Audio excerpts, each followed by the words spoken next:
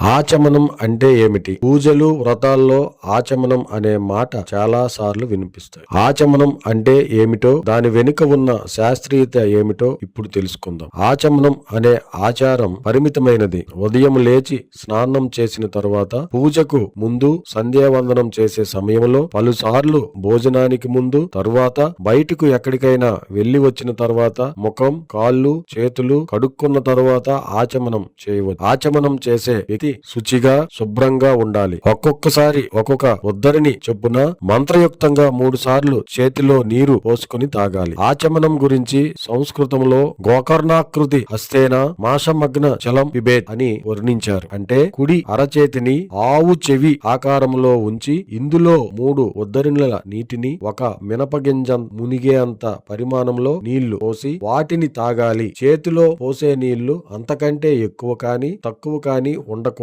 నీరు కొలత అంతే ఉండాలి. ఆచమనం ఎన్నిసార్లు అయినా చేయొచ్చు అని చెప్తున్నారు. బాగానే ఉంది. అసలు ఆచమనం ఎందుకు చేయాలి? నీటిని అరచేతిలో పోసుకొని తాగడం వల్ల ప్రయోజనం ఏమిటి? అలా ఎందుకు తాగాలి? ఉద్ధరినితో తిన్నగా నోట్లో పోసుకొని ఎందుకు తాగకూడదు? 3 ఉద్ధరిణుల నీరు మాత్రమే ఎందుకు తీసుకోవాలి? నీరు కొంత ఎక్కువ తక్కువ అయితే ఏమవుతుంది? కేశవాయ స్వాహ, నారాయణాయ స్వాహ, మాధవాయ స్వాహ అని మాత్రమే ఎందుకు చెప్పాలి? ఇలాంటి సందేహాలు కలగడం సహజం. దేవుడు ఆచారాల పట్ల నమ్మకం లేని నాస్తికులు అయితే వీటిని అపహాస్యం చేస్తారు కూడా. అందుకే ఆచమనం చేయడంలో పరమార్థం ఏమిటో విపులంగా తెలుసుకుందాం. మన గొంతు ముందు భాగంలోంచి శబ్దాలు వస్తాయి. దీన్ని స్వరపేటిక అంటాం. దీని చుట్టూ కార్టిలేజ్ కవచం ఉంటుంది కనుక కొంతవరకు రక్షణ లభిస్తుంది. అయినప్పటికీ ఇది ఎంత అద్భుతమైనదో అంత సున్నితమైనది. ఈ గొంతు స్థానంలో చిన్న దెబ్బ తగిలిన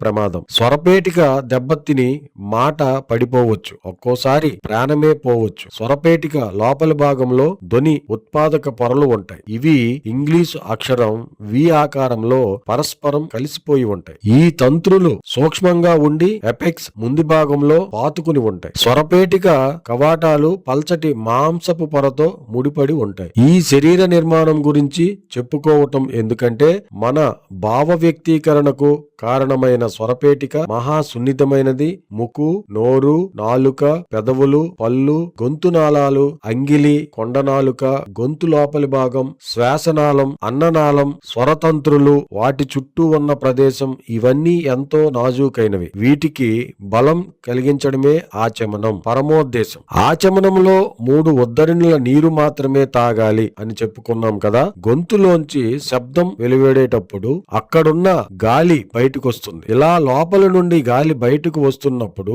అందులో వేగం ఉండకూడదు. శబ్దం సులువుగా స్పష్టంగా రావాలి. ఇలా కొన్ని నీటిని జాగ్రత్తగా చేతిలోకి తీసుకొని అంతే జాగ్రత్తగా మెల్లగా తాగడం అనే అలవాటు వల్ల మనం చేసే ప్రతి పనిలో శ్రద్ధ, జాగ్రత్త అలవడుతుంది. రోజులో ఆచమనం పేరుతో అనేక సార్లు మెల్లగా నీరు తాగటం వల్ల గొంతు, ఇతర అవయవాలు వ్యాయామం చేసినట్లు అవుతుంది. కేశవాయ స్వాహ అన్నప్పుడు అది గొంతు నుండి వెలువడుతుంది. నారాయణాయ స్వాహ అనే మంత్రం నాలుక సాయంతో బయటకు వస్తుంది. చివరిగా మాధవాయ స్వాహ అనే మంత్రం పెదవుల సాయంతో వెలువడుతుంది. ఆచమనం అనే ఆచారాన్ని పాటించి ఈ మంత్రాలను ఉచ్చరించడం వల్ల నాలుక, పెదాలకు వ్యాయామం లభిస్తుంది. పైగా ఇవి పరమాత్ముని నామాలు కనుక భక్తి భావంతో ఉచ్చరించడం వల్ల మేలు జరుగుతుంది. ఇక ఉద్ధరినితో తిన్నగా ఎందుకు తాగకూడదు? చేతిలో వేసుకుని ఎందుకు తాగాలి అంటే మన చేతుల్లో కొంత విద్యుత్ ప్రవహిస్తూ ఉంటుంది. చేతిలో నీళ్లు వేసుకుని తాగటం వల్ల ఆ నీరు విద్యుత్తును పీల్చుకుని నోటి ద్వారా శరీరంలోనికి ప్రవేశిస్తుంది. అక్కడ ఉన్న విద్యుత్తుతో కలిసి శరీరం అంతా సమానత్వం ఉండేలా, ధాతువుగా ఉండేలా చేస్తుంది. ఒక ఉద్ధరిని చొప్పున కొద్ది కొద్దిగా నీరు సేవించడం వల్ల ఆ కొద్దిపాటి విద్యుత్ పెదాలు మొదలు నాలుక, గొంతు, పేగుల వరకు ఉన్న సున్నితమైన అవయవాలను ఉత్తేజం పరుస్తుంది. ఈ ప్రయోజనాలే కాకుండా ఒక పవిత్ర ఆచారంగా భావిస్తూ రోజులో అనేక సార్లు పాటించడం వల్ల మనసు దాని మీద కేంద్రీకృతమై లేనిపోని బాధలు, భయాలు తొలగుతాయి. ఏదో అలవాటుగా పాటించే ఆచారాల వెనుక ఎన్నో ప్రయోజనాలు ఉన్నాయి. శాస్త్రీయత ఉంది.